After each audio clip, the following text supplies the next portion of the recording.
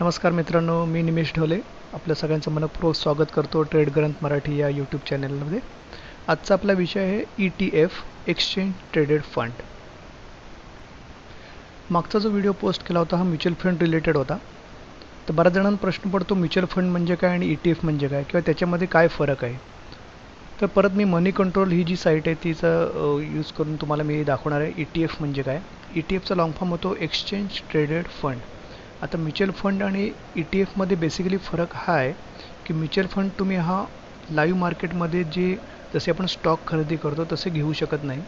पण हा जो एक्सचेंज ट्रेडेड फंड असतो हा जसा स्टॉक लिस्ट होतो मार्केटमध्ये त्याचप्रमाणे हा मार्केटमध्ये लिस्ट होतो, म्हणजे तुम्ही लाईव्ह मार्केटमध्ये त्याचं बाईंग आणि सेलिंग करू शकता.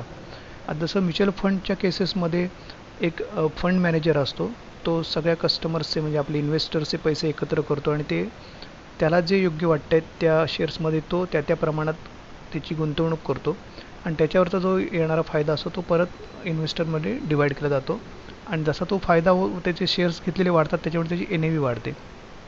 त्याचप्रमाणे एक्सचेंज ट्रेडेड फंडमध्ये हे जे शेअर्स असतात ते आपले जे इंडेक्स आहेत म्हणजे आता निफ्टी, सेन्सेक्स किंवा CNX निफ्टी, आपण BSC सेन्सेक्स, S&P किंवा बाहेरच्या कंट्रीमधले सुद्धा जे इंडेक्सेस आहेत त्या इंडेक्समध्ये ज्या कंपनीज, समजा तुम्ही आता निफ्टी घेतली, निफ्टीमध्ये ज्या कंपनीज आहेत त्या कंपनींमध्ये हे एक्सचेंज ट्रेडेड फंड जे असतात ते इन्व्हेस्ट करत असतात.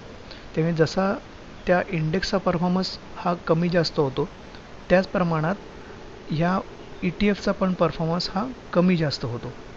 ह्याच्यामध्ये एक ॲडव्हान्टेज असं आहे की आपण याच्यामध्ये इंडेक्समध्ये इन्व्हेस्ट करत असल्यामुळे समजा इंडेक्समधला एखादा शेअर हा कमी करण्यात आला आणि त्याच्याऐवजी तो परफॉर्म करत नसतात म्हणून ते इंडेक्समधनं त्याला कमी करतात आणि दुसरा नवीन एक त्याच्यामध्ये स्टॉक इन्क्लूड केला जातो. तर त्याचा बेनिफिट आपल्याला एक्सचेंज ट्रेडेड फंडमध्ये मिळतो. म्हणजे तुमच्या ज्या फंडमधल्या ज्या कंपनी असतात त्या नेहमी चांगल्या परफॉर्म करणाऱ्या असतात, त्याच्यामुळे तुमची तिथे रिस्क कमी होते. आता जसं तुम्ही इथे बघताय हे सगळे ETF इथे लिस्ट केलेले आहेत. जसं आता तुम्हाला दिसतंय की Motilal Oswal mid cap 100 ETF. तर ह्याचा अर्थ असा होतो की ज्या मिड कॅपच्या 100 कंपन्या आहेत, टॉप 100 कंपनीज, त्याच्यामध्ये या फंडनी इन्व्हेस्टमेंट केलेली आहे. तसंच तुम्हाला दिसेल समजा कोटक PSU बँक ETF. तर PSU बँकिंगमध्ये ज्या कंपन्या येतात त्या कंपन्यांमध्ये हा फंड इन्व्हेस्ट करतो. अजून तुम्ही बघाल तर आता SBI ETF निफ्टी बँक. तर बँक निफ्टीमध्ये ज्या कंपनीज इन्क्लूड आहेत मग त्या PSU असतील किंवा प्रायव्हेट सेक्टरमध्ये असतील त्याच्यामध्ये हा फंड इन्व्हेस्टमेंट करतो. आता जसं तुम्ही ETF हा फक्त निफ्टी किंवा सेन्सेक्स रिलेटेड नाही, तर ETF हे गोल्डचे सुद्धा आहेत. म्हणजे तुम्हाला एखाद्याला जर गोल्डमध्ये इन्व्हेस्टमेंट करायची असेल तर तुम्ही गोल्ड ETF सुद्धा बाय करू शकता. आता याचा फायदा काय होतो, जेव्हा तुम्ही ॲक्च्युअल गोल्ड तुम्ही बाय करता तेव्हा तुम्हाला त्याची सेफ्टी पण कन्सर्न असते आणि ते नीट ठेवायला लागतं. म्हणजे तुम्हाला आयदर बँकमध्ये लॉकर घ्यायला पाहिजे किंवा घरामध्ये तुम्हाला ते व्यवस्थित ठेवणं आलं, म्हणजे त्याच्यामध्ये रिस्क इन्वॉल्ड आहे. पण तुम्ही ते पेपर गोल्ड जे आपण म्हणतो म्हणजे ते जर तुम्ही गोल्ड ETFच्या स्वरूपात बाय केलात तर तुम्ही तो लाईव्ह मार्केटमध्ये तुम्ही बाय सेल करत असल्यामुळे तुम्ही बाय करून घेतलेला जर तुम्हाला जेव्हा रिक्वायरमेंट असेल ॲक्च्युअल गोल्ड परचेस करायची समजा गरज असेल किंवा तुम्हाला ती लिक्विडेट करायची असेल म्हणजे तुम्हाला त्याचे पैसे पाहिजे असतील तर तुम्ही ते कधीही लाईव्ह मार्केटमध्ये ते सेल करू शकता. म्युच्युअल फंडमध्ये काय होतं, तुम्ही सेल केल्यानंतर त्याचे कमीत कमी 2 किंवा 3 दिवस ते प्रोसेसिंग व्हायला लागू शकतात. पण इथे तुम्ही डायरेक्ट मार्केटमध्ये लाईव्ह मार्केटमध्ये सेल करत असल्यामुळे ती प्रोसेस फास्ट होते. अजून एक फरक म्हणजे म्युच्युअल फंडमध्ये तुम्हाला त्याचं कॉस्टिंग जे आहे म्हणजे त्याला कधी कधी एंट्री लोड म्हणतात आणि एक्झिट लोड. तर दोन्ही असतात. काही म्युच्युअल फंडला एंट्री लोड पण असतं आणि ठराविक पिरियडमध्ये जर तुम्ही सेल केलेत ते कमी वेळामध्ये तर त्याला एक्झिट लोड पण पडतं. बेसिकली लेस दॅन 1 इयरमध्ये जर तुम्ही सेल करणार असाल म्युच्युअल फंड तर त्याला एक्झिट लोड द्यायला लागतं, कमीत कमी 1% तरी असतं.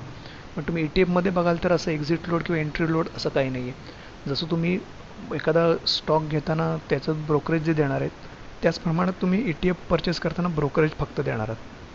त्यामुळे ओव्हरऑल जर तुम्ही आपण जे कॉस्टिंग म्हणतो म्युच्युअल फंड रन करायला जी कॉस्टिंग आहे ती ETFपेक्षा जास्त आहे. त्याच्यामुळे हे कॉस्ट ॲडव्हान्टेजेस पण आहे. म्हणजे म्युच्युअल फंडला तुम्हाला तुमचे इन्व्हेस्टमेंटमधले ॲटलिस्ट 2% जर जाणार असतील तर इथे तुम्ही खूप जेवढं तुमचं ब्रोकरेज असणार त्या पर्सेंटेजमध्ये हल्ली आता काय तर ब्रोकरेज असेल ते फ्री ब्रोकरेज म्हणजे त्या तुम्हाला ब्रोकरेजच पडत नाही. त्याच्यामध्ये फक्त नॉमिनल जे टॅक्सेस असतील, ट्रान्झॅक्शन टॅक्सेस किंवा इतर जे टॅक्सेस असतात तेवढेच फक्त पडतील. त्याच्यामुळे हे खूप कॉस्ट ॲडव्हान्टेजेस आहे. तुम्हाला इथं खूप कमी कॉस्ट लागतं. आता तुम्हाला इथे जर बघायचं असेल मोतीलाल, ह्याला राईट क्लिक करून तुम्ही बघू शकता की ह्याच्यामध्ये होल्डिंग काय काय. तर तुम्हाला मोतीलाल ओस्वालचं मिड कॅपचं दाखवतो आणि एखादा निफ्टी रिलेटेड असेल तर आता इथे कोटक निफ्टी ETF आहे तो पण दाखवतो. आता इथे तुम्ही बघाल हे नाव आलं आता Motilal Oswal mid cap 100 ETF. त्याच्यामध्ये पण परत 2 ऑप्शन येतात, रेग्युलर आणि डायरेक्ट. इथे क्रिसिल रँक येते. क्रिसिल ही कंपनी आहे, एक एजन्सी आहे, ती त्या ETFला किंवा म्युच्युअल फंडला रँकिंग देत असते. जेवढं चांगलं रँकिंग असेल A++ किंवा AA नुसतं सिंगल A, त्याच्याप्रमाणे तुम्ही ते ॲनालाइज करू शकता की हा फंड किंवा ETF कसा परफॉर्म करतो आहे. इथे तुम्ही त्याचे पास रिटर्न्स बघू शकता. SIP म्हणजे सिस्टमॅटिक इन्व्हेस्टमेंट प्लॅन. जर तुम्ही एव्हरी मंथ एव्हरी वीक जर तुम्ही इन्व्हेस्ट करत असाल तर त्याचे रिटर्न्स कसे आहेत हे पर मंथ प्रमाणे असणार आहेत. हा पोर्टफोलिओ आहे. इथे तुम्ही आता बघू शकता इक्विटी होल्डिंग 97.3% आहे, म्हणजे ऑलमोस्ट तुम्ही म्हणू शकता 100% इक्विटी याच्यामध्ये होल्ड केलेली आहे. लार्ज कॅप इन्व्हेस्टमेंट आहे 5.95 आणि मिड कॅप जसं 100 ETF म्हणून नाव दिले, म्हणजे मोस्टली याच्यात 75% ज्या कंपन्या आहेत ते मिड कॅपमधले आहेत. त्यांची नावं तुम्ही इथे बघू शकता. होल्डिंग किती पर्सेंटेजमध्ये ती कंपनी घेतलेली आहे ती बघू शकता. अशा वेगवेगळ्या कंपन्या याच्यामध्ये त्यांनी ह्या फंडमध्ये इन्व्हेस्ट केलेले आहेत. म्हणजे तुमचे पैसे जे इन्व्हेस्ट होणार ते या कंपन्यांमध्ये इन्व्हेस्ट होणार आहेत. तसंच आता कोटक निफ्टी ETF हा ग्राफ पण आहे. जसं हा ग्राफ आता निफ्टी रिलेटेडच निफ्टीप्रमाणेच असणार आहे, कारण जसा निफ्टी परफॉर्म करते त्याचप्रमाणे हा ETF परफॉर्म करतोय. म्हणजे ॲज गुड ॲज तुम्ही ती निफ्टी बाय केलेली आहे हे प्रमाणे त्याचे रिटर्न्स.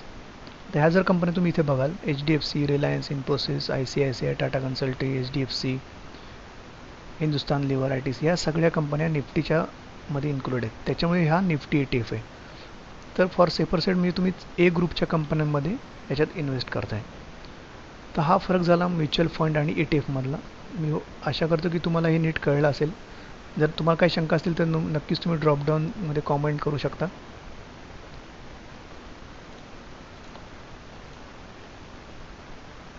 धन्यवाद ऐकल्याबद्दल. पुन्हा भेटू नवीन एका विषय घेऊन. थँक्यू.